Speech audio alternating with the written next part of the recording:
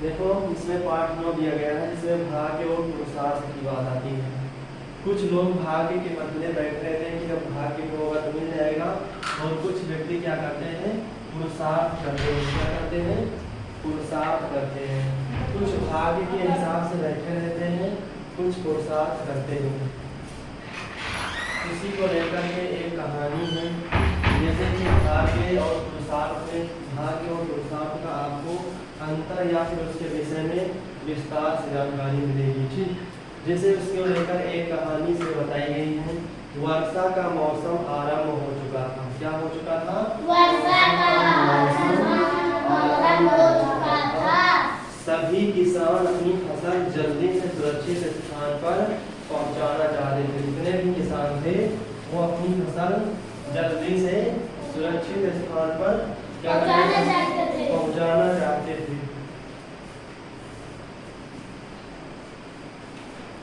एक किसान ने अपनी बैलगाड़ी में फसल लाद कर घर की ओर जा रहा था।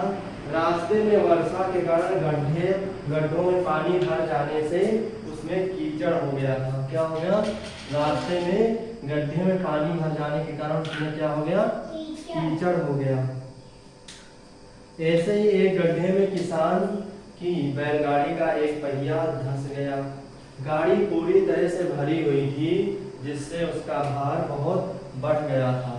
किसान ने बैलों को बहुत उकसाया, परंतु गाड़ी टस से मस न हुई। गाड़ी क्या नहीं हुई? गाड़ी टस से मस न हुई, यानी हिली। गाड़ी हिली तक नहीं, या गाड़ी टस से मस न हुई।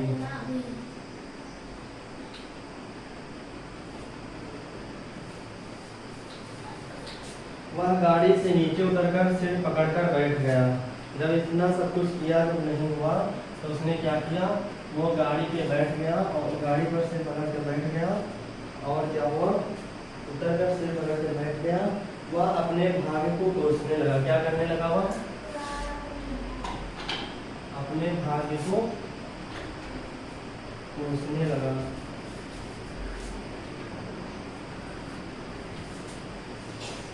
वो जो है अपने भाग्य को क्या करने लगा? कोसने लगा। और भगवान से प्रार्थना करने लगा, हे भगवान मेरी मदद करो। ये जो थी भाग्य वाली बात। कौन थी? भाग्य वाली बात। यानी वो अपने आप को कोसने लगा और वह अपने भाग्य को कोसने लगा और भगवान से प्रार्थना करने लगा, हे भगवान मेरी मदद करो। उसकी पुकार सुनकर शक्ति का देवता वहां प्रकट हुआ। उसने कहा, भाग्य को कोसने से क्या होगा? तुम स्वयं पहिए को गड्ढे से निकालने के लिए पुरुषार्थ क्यों नहीं करते? उस किसान उसकी बात सुनकर उठा और बैलों को प्यार से थपथपाया। फिर गाड़ी के पीछे जाकर पहिए को धकेलना शुरू किया। उसका प्रथम प्रयास विफल रहा। उसने दूसरी बार प्रयास किया, वह भी विफल रहा। अंततः उसने पूरा जोर लगाकर पहिए को धकेला। उधर बैलों ने भी पूरी ताकत से गाड़ी को खींचा।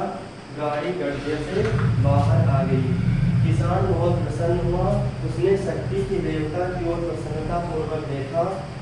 देवता खड़ा मुस्कुरा रहा था। उसने कहा, भगवान भी उसी की मदद करते हैं जो स्वयं अपनी मदद करता है। क्या करता है? जो स्वयं अपनी मदद करता है।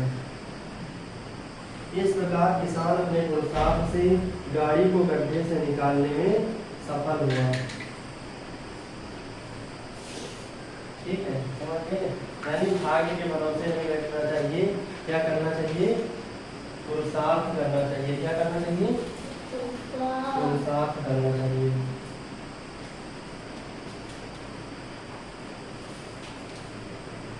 अब आता है शिष्टाचार के नियम। यानी हमें कैसे शिष्टाचार के रूप में रहना चाहिए, उसके कुछ नियम है जो हम बता रहे हैं। आपको ध्यान सुनिए कि शिष्टाचार के क्या नियम हैं। बिल्कुल ध्यान से सुनते हैं। ये कि यह दिन सुना जाए उस दिन एकदम लाइट उत्तर होना चाहिए, नहीं लाइट घंटा चलेगा हम लोग। इस बात को ध्यान में रखिए। तो सबसे पहले बात आती है, प्रातः उठकर भगवान को प्रणाम करो। क्या करना है? प्रातः उठकर भगवान को प्रणाम करो। उसके बाद माता पिता व अन्य बड़ों को भी प्रणाम करो। शौच आदि से निवृत्त होकर दांत साफ करो और ताजे स्वच्छ जल से स्नान करो। भगवान का भजन करके नाश्ता आदि करो और विद्यालय पढ़ने जाओ। विद्यालय में गुरु जी को प्रणाम करो एवं अनुशासन में रहकर मन लगाकर पढ़ो। खेलने के समय खेलो और पढ़ने के समय पढ़ो। सभी से मीठे वचन बोलो, कटु वचन कभी मत बोलो। बड़ों का सम्मान व छोटों से स्नेह करो। माता पिता व गुरुजनों का आदर करो। बड़ों के बुलाने पर जी या हाँ जी शब्दों का प्रयोग करो। बड़ों को सदा जी कहकर बुलाओ। बिना पूछे दूसरों की कोई भी चीज न छुओ और न ही उसको लो। किसी से कुछ लो तो धन्यवाद अवश्य कहो। अपने घर आए अतिथि का आदर सत्कार करो। बड़ों की उपस्थिति में जोर जोर से अथवा चिल्लाकर मत बोलो। यदि किसी को बुलाना हो तो पास जाकर बुलाओ। शोर मचाकर नहीं। झूठ मत बोलो, चोरी मत करो, किसी से भी घृणा ना करो। प्रत्येक कार्य ठीक समय पर मन लगाकर करो। अपना कार्य स्वयं करने में लज्जा ना करो। दूसरों के साथ वैसा ही व्यवहार करो जैसा आप उनसे अपने लिए चाहते हो। सभी जीवों पर दया करो, सभी के साथ प्रेम का व्यवहार करो। मार्ग पर चलते समय यातायात के नियमों का पालन करो। अपने साथियों, पड़ोसियों व मित्रों से मधुर व्यवहार करो। सदा स्वास्थ्य के नियमों का पालन करो। वह कभी मत करो जिससे कि किसी का अहित हो। इस पूरे पाठ से हमें क्या शिक्षा मिलती है? हमें सदैव अच्छी बातों को ही अपनाना चाहिए और बुरी बातों को छोड़ देना चाहिए। उसके बाद में आता है, अगला है अब सामान्य ज्ञान शुरू हो रहा है। तो आप लोग इससे बाद में जैसे हम रिपीट करवाते जा रहे हैं वैसे दोनों लोग इनकी किताब है बढ़िया से याद करते रहिएगा, ठीक है।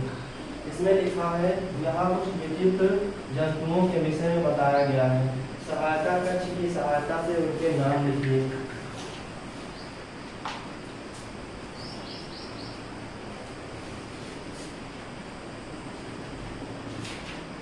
जैसे मनुष्य के बाद इस जानवर को सबसे अधिक बुद्धिमान माना जाता है, तो क्या है? चिंपैंजी बंदर है। क्या है? चिंपैंजी बंदर है। यह विचित्र जंतु अपने पर्यावरण के अनुसार 15 सेकंड में अपना रंग बदलता है, बदल सकता है। उसका नाम क्या है? पानी। उसके बाद में है, यह बर्फ के प्रदेश में रहने वाला जंतु है। इसके पैरों में तलवों पर बर्फ से फिसलने से बचने के लिए बाल होते हैं। क्या है? ध्रुवीय भालू। ध्रुवीय भालू। चौथा नंबर है, यह सबसे लंबे सांपों की प्रजातियों में से एक है। यह एक बड़े जंतु को भी बिगाड़ सकता है। इसका नाम है एनाकोंडा। क्या नाम है? एनाकोंडा। उसके बाद में है पांचवा नंबर, यह जंतु पर्वतीय क्षेत्रों में पाया जाता है या वहाँ बोझा ढोने के काम आता है। इसका क्या नाम है? लामा। क्या नाम है? लामा। अगला 6 नंबर है, यह संसार की सबसे बड़ी छिपकली है जो इंडोनेशिया में पाई जाती है। इसका क्या नाम है? Komodo dragon. क्या नाम है? Komodo dragon. समझ में आ गया? अगला है पौधों का संसार। आपको पौधों के संसार में लिए चलते हैं। चलोगे? चलो ध्यान से सुनते रहो, जिस दिन सुना जाए एकदम राइट सुनाना, ठीक है। नागफनी कहाँ होता है? पर्वतीय ढालों पर, रेगिस्तान में या मैदान में? कहाँ होता है? नागफनी कहाँ होता है? पर्वतीय ढालों पर, रेगिस्तान में या फिर मैदान में? निम्नलिखित में कीटभक्षी पौधा है घटपर्णी, नागफनी या स्प्रूस? निम्नलिखित में कीटभक्षी पौधा है घटपर्णी, कीटभक्षी पौधा है घटपर्णी, नागफनी या स्प्रूस? बंद गोभी पौधे का कौन सा भाग है? जड़, पत्ती या तना? पत्ती।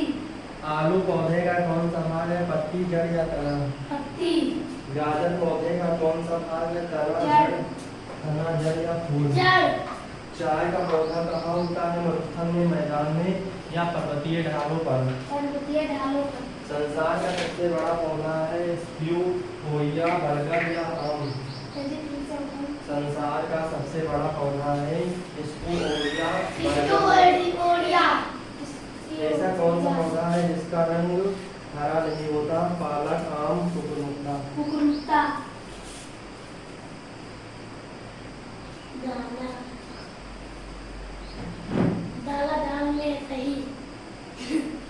राइजोफोरा पौधे कहाँ उगते हैं? रेगिस्तान में, दलदल में, पहाड़ों में? जिसमें श्री कहते हैं आम को, स्प्रूस को? अगला है हमारे त्योहार। पंजाब।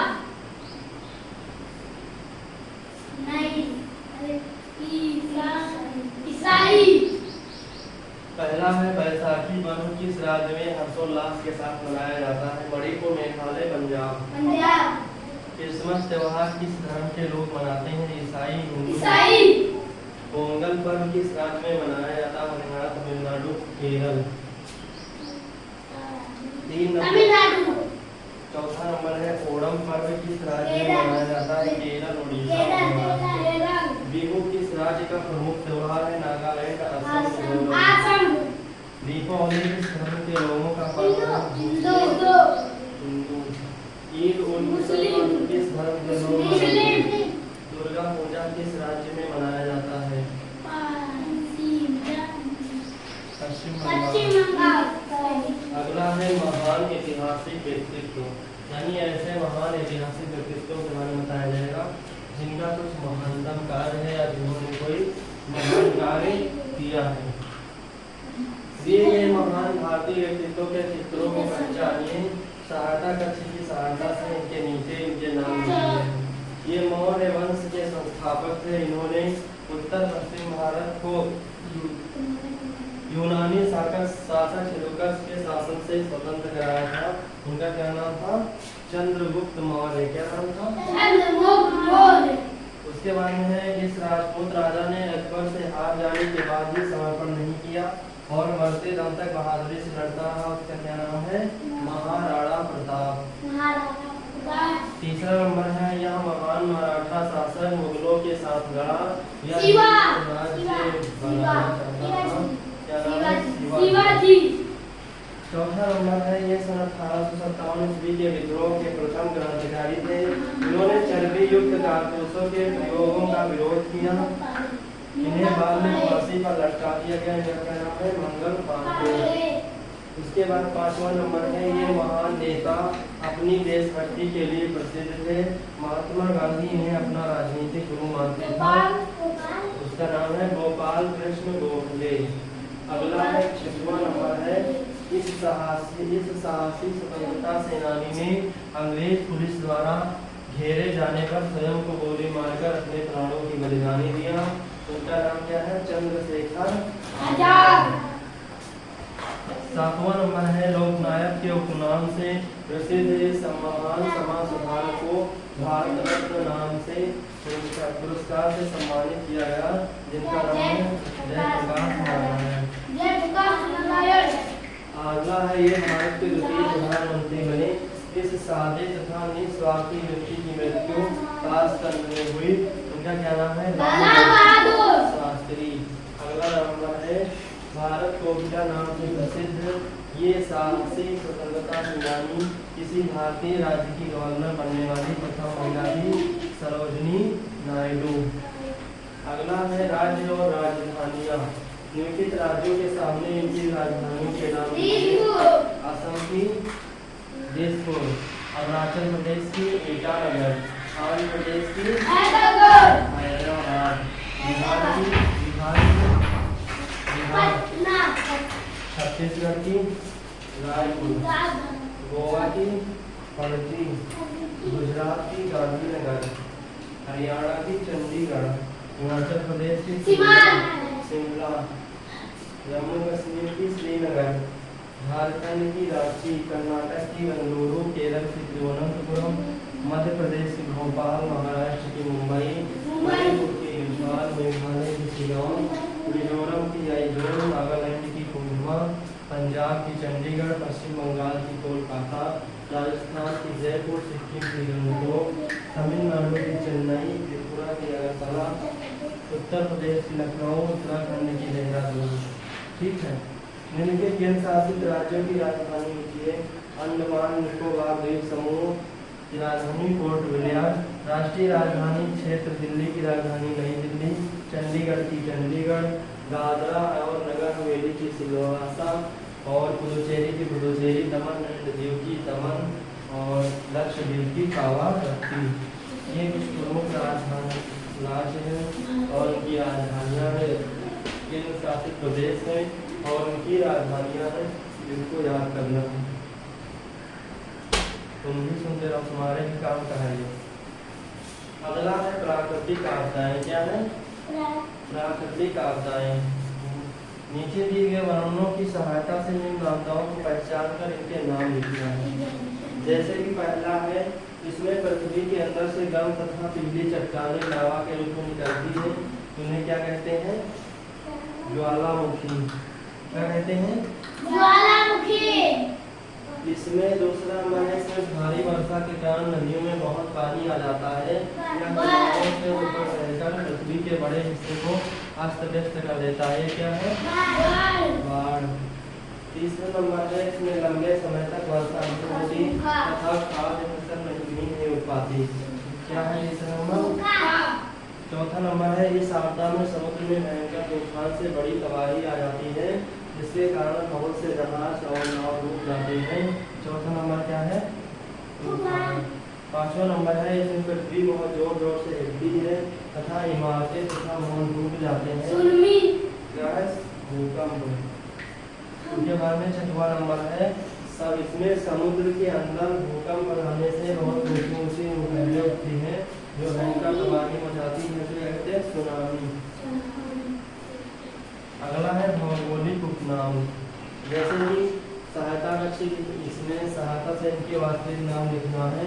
जैसे इसमें है, उगते हुए सूर्य की भूमि जिसको कहा जाता है जापान को, मध्य रात्रि के सूर्य की भूमि नॉर्वे को, विश्व का चीनी का कटोरा क्यूबा को, और हजारों झीलों की भूमि फिनलैंड, सफेद हाथियों की भूमि थाईलैंड, गगनचुंबी इमारतों का शहर न्यूयॉर्क, सुनहरे पैगोडा की भूमि म्यांमार, 7 पहाड़ियों की भूमि रोम, कंगारू की भूमि ऑस्ट्रेलिया, नील का वरदान मिस्र, केकों की भूमि स्कॉटलैंड, बादलों का शहर शिकागो, अरबिक किंगडम कोरिया, पवित्र भूमि फिलिस्तीन, यूरोप का अखाड़ा स्विट्जरलैंड। ठीक है, ये जो है भौगोलिक उपनाम थे।